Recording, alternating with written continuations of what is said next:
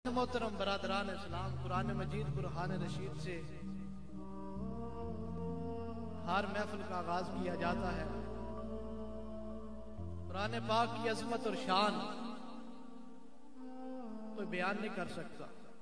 बड़ी शान अल्लाह रब्बुल आलमीन ने कुरान मजीद को अता फरमाई अपनी किताब को। एक मकाम पर फरमाया ला रैबा, इसमें कोई शक नहीं। एक जगह फरमाया वल कुरानिल हकीम, एक जगह फरमाया कि ला यमस्सुहु इल्लल मुतहहरून।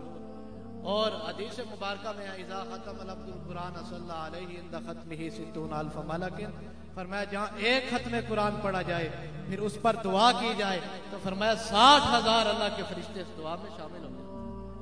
आज यानी कि अगर दुआ की जाए, लोगों के सामने वो चंद आदमी नजर आते हैं, 10 हैं, 12 हैं, 20 हैं, पर हकीकत में वो बात ऐसी नहीं। 60,000 अल्लाह ताला के फरिश्ते इस दुआ में शामिल होते हैं। ये कुरान की बरकत है, एक कुरान की। और जहां ज्यादा कुरान पाक पढ़े जाएं फिर उनकी अजमत का आलम क्या होगा। ये कुरान की अजमत का ये आलम है। और जिन पर कुरान नाजिल हुआ उनकी अजमत का आलम क्या होगा, उनकी शान का आलम क्या होगा।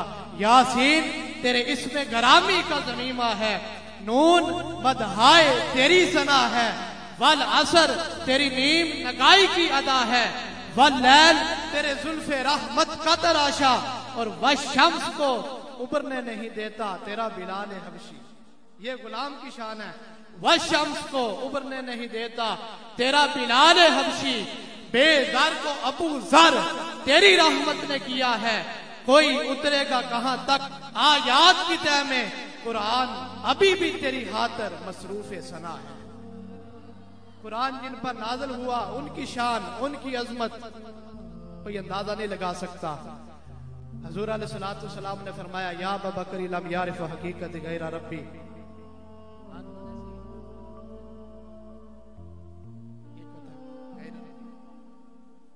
फरमाया कि हजूर अलैहिस्सलाम ने हजरत सैयदना सिद्दीक़ अकबर रज़ी अल्लाह तआला अन्हु का मकाम और मर्तबा, जवानी, बुढ़ापा, बचपन, जिंदगी का सारा वक्त नबी पाक अलैहिस्सलाम के साथ गुजरा।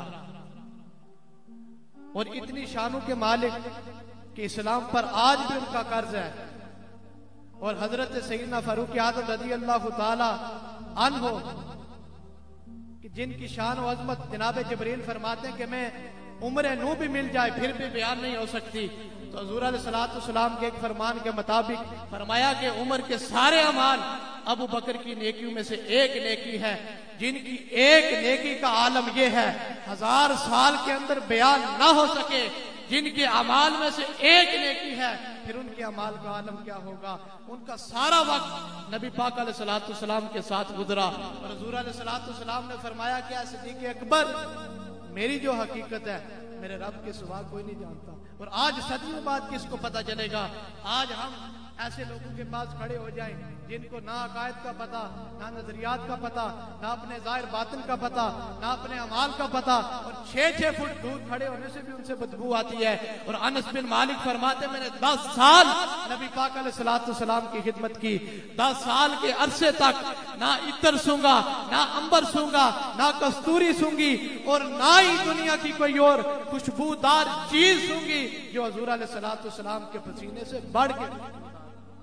पूरी रूए जमीन पर जिनके पसीने का सानी कोई नहीं, उनका जात का सानी कौन हो सकता है। कोई नहीं उनका जात का सानी। वो जो ना थे तो कुछ ना था, वो जो ना हो तो कुछ ना हो। जान है जहान की, जान है तो जहान है, और बागे आलम में बहार फकत बस उन्हीं के दम कदम से है। वो जो ना थे तो कुछ ना था, वो जो ना हो तो कुछ ना हो।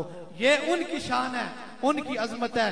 कुरान उन पर नाज़िल हुआ। और कुरान मजीद की अजमत, कुरान पढ़ने वाला कारी बनता है, इसकी तफसीर करने वाला मुफस्सिर बनता है, इस पर अमल करने वाला वली बनता है। कोई वलियों का इमाम गौसे जली बनता है। अमल करने वाला वली बन जाता है और वलियों का इमाम गौसे जली बन जाता है। सारा कुरान नूरानी शीशा रब दा राह विखावे, सारा कुरान नूरानी शीशा रब दा राह विखावे। जे कोई पढ़ के अमल कमावे सीधे ही जन्नत जावे। जे कोई पढ़ के अमल कमावे सीधे ही जन्नत जावे।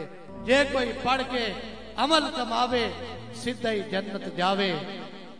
किस काम तेरी लख ज़ुहद इबादत, किस कम तेरा एक कुरान पढ़ना, किस कम तेरी ये लख जुहद इबादत ये कल्ब हजूर न होवे।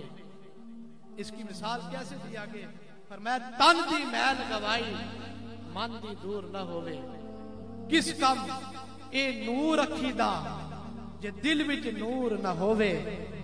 आजम किस कम तेरी लख इबादत जे कल्ब हजूर न होवे। तन दी मैल गवाई मन दी दूर न होवे।